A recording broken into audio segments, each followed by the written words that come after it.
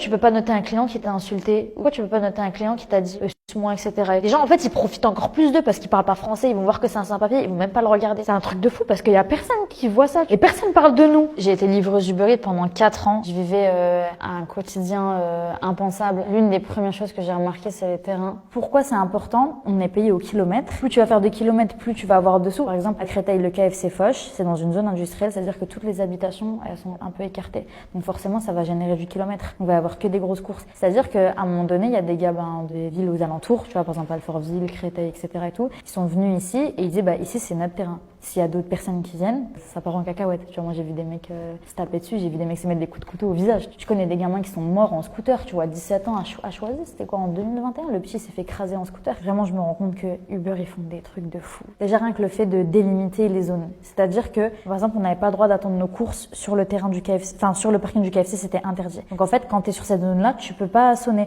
Par exemple, à Paris, place de la République, elle est brouillée. Ça veut dire que toute la place de la République, tu peux pas te poser et attendre. Parce que en gros, ils veulent pas que les livreurs on soit dans le champ de vision, qu'on squatte devant, etc.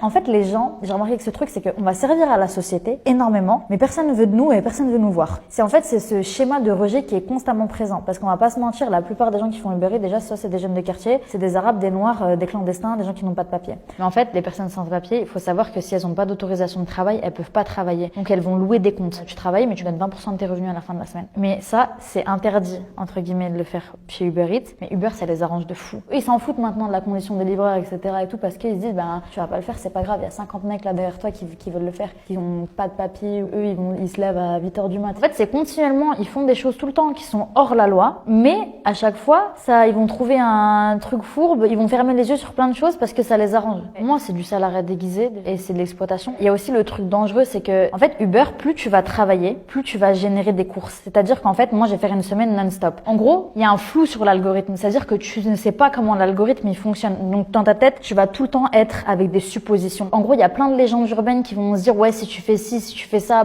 ton compte, il va être boosté et tout. Plus t'es ancien, plus tu vas être boosté. Du coup, tu vas tomber dans ce cercle vicieux. Mais tu sais pas si c'est vrai. Du coup, ça va te créer de la superstition. Moi, il y en a qui me disaient des trucs. Je dis, mais c'est des malades. À un moment, il y avait une poubelle.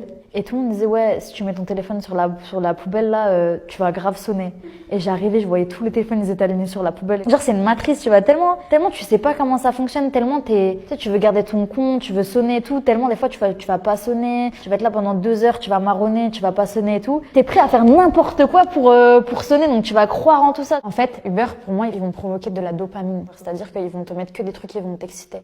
Dans le sens où, rien que le fait que tu vois l'argent que tu gagnes, rien que ça va t'exciter. D'avoir ton argent le lendemain matin et de voir que, je sais pas, tu sonnes, rien que le son de la sonnette, quand tu sonnes et tout, t'es trop content. Moi, dans une journée, je me dis, aujourd'hui, je fais 50 €, c'est bon. J'ai fait 50 €, je dis, ça sonne bien, je peux faire jusque 80. J'ai 80, je vais monter jusque 150, je rentre chez moi, il est 4h du matin au final. T'es en mode en cercle vicieux. Moi, j'ai des potes qui ont arrêté leurs études pour faire ça, tu vois. Et aujourd'hui, ils sont là en mode, vas-y, qu'est-ce que je fais, tu vois, genre, je suis là, j'ai 20 ans, j'ai arrêté mes études parce que je pouvais gagner. Enfin, tu te dis pas, en fait, quand c'est trop beau, tu te dis pas que ça va être temporaire, tu vas dire non, c'est pas grave. C'est comme de la drogue, en fait. C'est exactement le même fonctionnement. Et ça a été prouvé scientifiquement. Il y avait Arte qui avait fait un reportage là-dessus et qui expliquait comment en fait Uber tenait ses livreurs en leur faisant procurer de la dopamine. Le pire, c'est quand ils font des bonus. Je vais te donne un exemple. Tu vas travailler de 18h à 22h et si tu vas faire 4 courses, ils vont te donner 5 €. Si tu vas faire 6 courses, ils vont te donner 10 €. Si tu vas faire 7 courses, ils vont te donner 15 €, tu vois. Mais quand ils font ça, il y a plus de stop, il y a plus de feu rouge, il y a plus rien. C'est-à-dire que la ville, il y a tout le monde qui trace. Et il y a des accidents de fou, tu vois. Et ils font ça pour booster les livreurs à les faire vite, tu vois. Je vois pas d'autre motivation à part faire vite. Uber, eux, ils savent les aspects dangereux, tout ça. Ils savent qu'on peut prendre des risques en roulant très vite, en grillant les feux, etc. Mais on est obligé de le faire parce que on est matrixé par ça. Mais eux, tout ce qui les intéresse, je pense, c'est l'argent. En fait, Uber, ils bloquent beaucoup de comptes sans donner de nouvelles. Par exemple, ils vont dire, ouais, on va bloquer pour partage de compte. Comme j'expliquais tout à l'heure avec la location de compte. Tu vois, donc t'as partagé un compte Uber Eats, ils peuvent te bloquer pour ça. Ils peuvent te bloquer pour n'importe quoi et des fois, ils bloquent tout le monde et tu sais pas pourquoi. Moi, j'ai vu des pères de famille, 4-5 enfants, venir le lendemain matin, péter un câble, ouais, j'ai plus de compte. Je fais comment? Du jour au lendemain, tu te retrouves sans travail, sans explication, sans rien alors que t'as rien fait. Moi, un matin, je me suis réveillée, j'ai vu compte désactivé, temporairement désactivé parce qu'à cause en fait, quand les gens, t'as une note, t'es noté sur 100. En gros, quand tu t'es en dessous de 90%, ton compte il peut être bloqué. Et c'est pour ça qu'en gros les livreurs, ouais, c'est la honte, t'es pas à 100%, donc tu dois tout le temps être à 100%. Ou alors tu vas commander des pouces, tu vas commander des likes. Tu vas dans les restaurateurs, tu vas dire ouais s'il vous plaît, est-ce que vous pouvez mettre un pouce? Ouais s'il vous plaît, est-ce que tu vois, tu vas commander parce que c'est un truc de fou, tu vois, parce que en gros tout le monde te note. les restaurateurs, les consommateurs. Mais toi, t'es là, tu peux noter personne. Pourquoi toi, tu peux pas noter un client qui t'a insulté, ou pourquoi tu peux pas noter un client qui t'a dit suce-moi, etc. Moi, j'ai assisté à une scène d'agression verbale par rapport à un livreur où il livrait, je crois, des fois on livre à la même adresse. Je vais rencontrer deux livreurs et ça va être la même commande. Et en fait, le mec il tournait. Des fois, c'est super compliqué de trouver les adresses parce que le GPS Uber, il est pas exact, il est pas précis. Donc c'est super dur de trouver l'adresse exacte. Et en gros, le gars il tournait et il y a un gars qui descend, je crois que c'est dans le 16e ou un truc comme ça, et il lui dit ah bah t'es là, fils de pute. Et tu vois, moi j'étais choquée, tu vois, le mec il parlait même pas français et tout, genre c'était un réfugié afghan et tout. Il y avait même une vidéo ou un snap aussi, un gars, parce que moi j'en ai énormément des vidéos comme ça, tu vois. Et en gros, le gars il se parle en story snap, il dit ouais, je crois que c'est un mec qui a un peu de followers sur Snap. Il disait quoi? Il disait ouais, vas-y, mon livreur il est en retard, il va voir ce qu'il va avoir.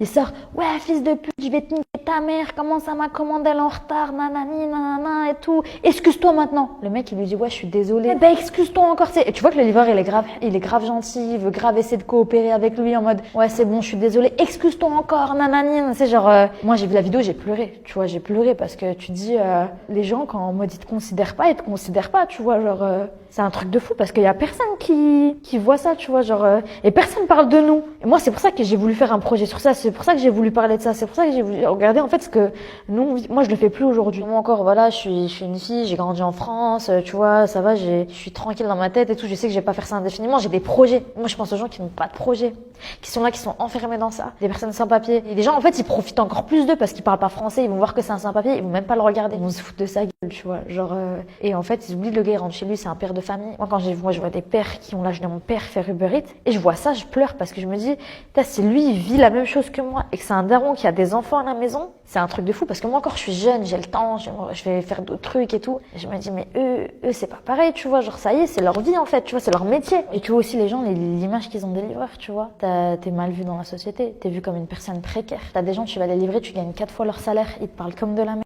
tu vois. Et les clients ils voient comme si tu travaillais pour eux, tu vois. Il y a des clients, ils vont mal te parler, mais en gros si je mets du temps à te livrer ou quelque chose comme ça, c'est que j'ai un problème ou j'ai quelque chose parce que part du principe que moi tout ce que je veux c'est te livrer ta course le plus rapidement possible parce que si je mets du temps à te livrer, après je suis tuée parce que je vais mettre du temps. Et si j'ai un problème, c'est que j'ai un problème, tu vois. Genre moi il y a des gars qui me disaient ouais pédale plus vite, dépêche-toi, ma bouffe elle va être froide à cause de toi, mais je suis dans les bouchons, qu'est-ce que tu veux faire?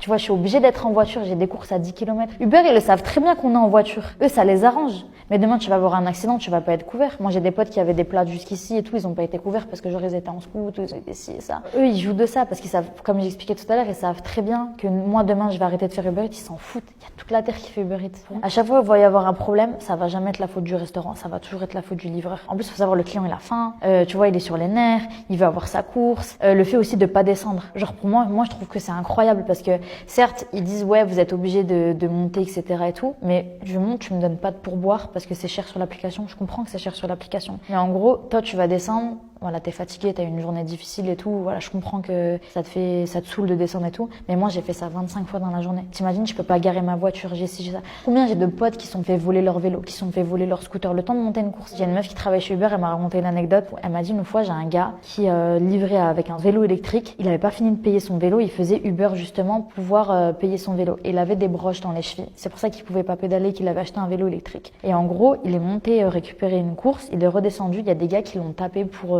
récupérer son vélo. Ils l'ont tapé, il était méconnaissable quand il envoyait des photos de lui, il était tuméfié en fait du visage. Et en gros, il pleurait au téléphone et tout. La meuf, elle m'a dit ouais, j'étais KO, tu vois, au bout du téléphone quand je voyais le gars en train de pleurer et tout.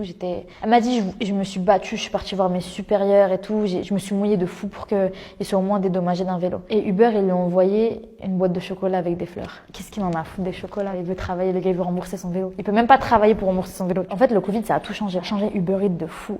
Donc en gros, il y a eu énormément de livreurs après le Covid. Et pour moi, on a vraiment rendu service à la société. Je vais pas comparer ça aux infirmières et tout parce que voilà, elles étaient vraiment proches du Covid à l'hôpital et tout. Mais en fait, nous, on n'avait pas de gants, on n'avait pas de masque et ça se voyait que des fois, on livrait des gens, des vieux, des personnes âgées, etc. On les livrait, mais ça se voyait que si on les livrait pas, ils allaient pas manger. Genre, t'avais des gens, ils demandaient leurs courses et tout. T'avais des gens, ils avaient la paranoïa, ils voulaient pas sortir de chez eux. Et en gros, on voyait à 20h, ça applaudissait, genre les médecins, les infirmières et tout le monde. Et nous, entre nous, on se disait ah merci et tout, on s'envoyait des vidéos, merci de nous applaudir et tout. Au début, ça me faisait faisait grave rire. Et après, je me suis dit, ah ouais, c'est chaud en fait. Genre, tout le monde s'en tape de nous. Aux infos, ça remercie les caissières, ça remercie toujours tout le monde et tout. Et en fait, tout le monde nous oublie, genre, on existe.